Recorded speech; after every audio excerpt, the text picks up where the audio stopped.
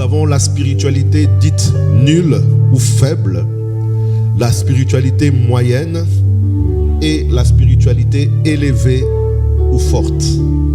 La spiritualité nulle ou faible, la spiritualité moyenne et la spiritualité élevée ou forte. Je tiens à préciser que les trois sont des spiritualités. Donc, tu dois pouvoir te situer dans ta propre spiritualité. Tu dois pouvoir te situer, quel est ton niveau à toi de spiritualité. C'est toi qui le sais, bien-aimé dans le Seigneur. Tu sais quel est ton niveau et tu dois savoir si tu es dans un niveau bas, tu dois comprendre que tu dois élever ce niveau de spiritualité pour pouvoir atteindre certaines choses.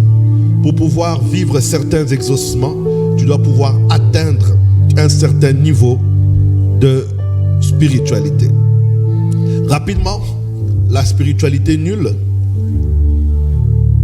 Si je peux te donner quelques notions pour que nous puissions nous retrouver par rapport à nous-mêmes. Nous disons que la spiritualité nulle, elle ôte la foi de marcher avec Dieu.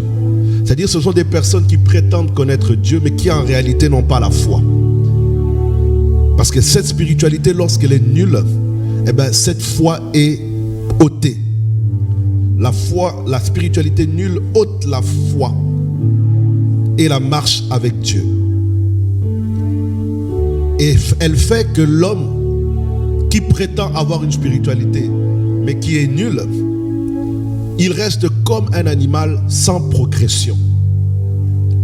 Bien-aimé, tout enfant qui naît doit grandir, doit évoluer. Tu seras d'accord avec moi, plus haut. Et donc, celui qui a la spiritualité nulle, c'est tout justement celui qui ne progressera pas. Nous avons des gens qui viennent dans des églises, tu es là depuis des années dans l'église. Des années et des années, mais tu n'as aucune progression. Ça montre réellement que ta spiritualité est nulle. Elle est trop faible. Tu es trop faible spirituellement.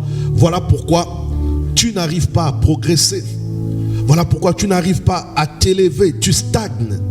On ne vient pas à l'église pour stagner. Tu ne peux pas être dans une église et tu es le même hier, aujourd'hui et éternellement. Non, c'est Christ qui ne change pas. Toi, tu dois changer. Toi, tu dois évoluer. Et une bonne église, c'est une église qui doit te permettre à évoluer. Si tu n'évolues pas dans une église, c'est qu'il y a un problème. À moins que ce soit toi le problème, parce que généralement, on jette la faute sur l'église, mais c'est toi qui fouilles tous les programmes. Tu n'es jamais là aux enseignements, tu n'es jamais là à la prière, tu es irrégulier à l'église. Dans ce cas-là, comment pourras-tu progresser? Mais quelqu'un qui est régulier, qui participe au programme, qui participe aux veillées de prière, qui ne vient pas à l'église seulement quand on prêche, mais qui vient aussi lorsqu'on enseigne, cette personne-là doit grandir spirituellement. Parce que la parole de Dieu est vivante au-dedans de nous. Ceux qui ont la spiritualité nulle, ils se lassent rapidement et ils ont un manque de loyauté et un manque de fidélité à Dieu. Vous vous lassez rapidement. C'est un problème de spiritualité. Quelqu'un qui vient à l'église, après 2 mois, après 3 mois, après 6 mois, il en a déjà marre, excuse-moi le terme. En réalité, ce n'est pas l'église le problème, c'est sa spiritualité. Et ces personnes deviennent rapidement déloyales et infidèles à Dieu. Et sache que les personnes qui ont une spiritualité nulle, ce sont des grandes portes ouvertes à des envoûtements. Ceux qui ont des spiritualités nulles, c'est ceux qui sont facilement envoûtables. Et tu les trouveras aussi à l'église. Des gens qui, à cause de leur spiritualité nulle, ils sont facilement envoûtables. Et ce sera toujours des problèmes dans l'église. Ce sera toujours des frères, des sœurs à problème dans l'église. Car c'est eux qui ouvriront les portes à tous les démons. Les démons vont les utiliser pour détruire l'église, pour affaiblir l'église, pour détruire l'homme de Dieu, pour détruire le pasteur ou les responsables. Les personnes à spiritualité nulle. Et des fois, ils font partie de nos comités de direction de l'église. Ils font partie des équipes de l'église. Mais ces personnes ramèneront toujours les choses vers le bas.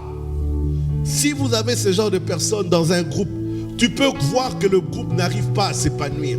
Le groupe n'arrive pas à évoluer. Pourquoi? Parce que ces personnes-là seront toujours des portes ouvertes pour les esprits méchants, pour que les esprits méchants puissent accomplir leur dessein maléfique de destruction de l'Église. Ça,